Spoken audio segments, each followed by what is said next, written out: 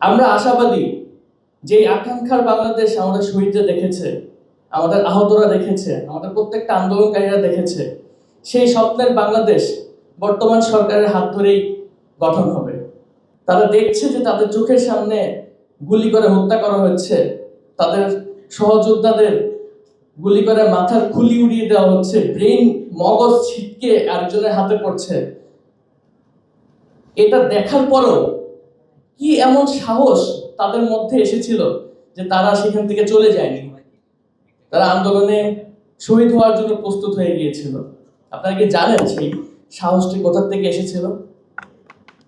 সেই সাহসটি এসেছিল তীব্র আকাঙ্ক্ষার থেকে।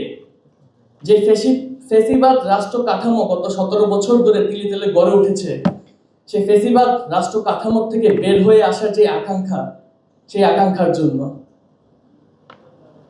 সবার মধ্যে এক আজব সাহস চলে এসেছিল যে এবার যেভাবেই হোক এই ফেসিবাদ রাষ্ট্র কাঠামো থেকে বের হয়ে আসতে হবে। আমরা গত 17 বছর দেখেছি কতটা অন্যায়, কতটা অত্যাচার করা হয়েছে। আমাদের আজকের মাননীয় প্রধান অতিথি যিনি আছেন, তিনি তার একটি ইন্টারভিউর কথা আমার মনে পড়ে যায়।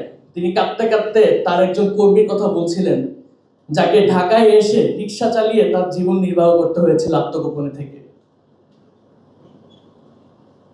এটি শুধুমাত্র একজন দুজনের ঘটনা না, আমি যদি হাজার হাজার বলি তাও কম হয়ে যাবে। এটি লাখ লাখ মানুষের ঘটনা, যার সর্বশেষ মুক্তি মিলেছে জুলাই ৭১ গণঅভ্যুত্থানের মাধ্যমে। আমরা আশাবাদী যে আকাঙ্ক্ষার বাংলাদেশ আমাদের শহীদরা দেখেছে, আমাদের আহতরা দেখেছে, আমাদের প্রত্যেকটা আন্দোলনকারীরা দেখেছে, সেই স্বপ্নের বাংলাদেশ বর্তমান সরকারের হাত ধরেই গঠন হবে। কারণ বর্তমান যে দলটি ক্ষমতায় আছে, এই 17 বছরের ফেসিবাদী রাষ্ট্র কাঠামো সব থেকে বড় ভোগান্তি, সব থেকে বড় অন্যায় এই দলটির উপরেই হয়েছে। তাই আমরা বিশ্বাস যে শহীদদের স্বপ্নের বাংলাদেশ বর্তমান সরকারের হাত ধরে হবে এবং সেটি খুব দ্রুতই হবে।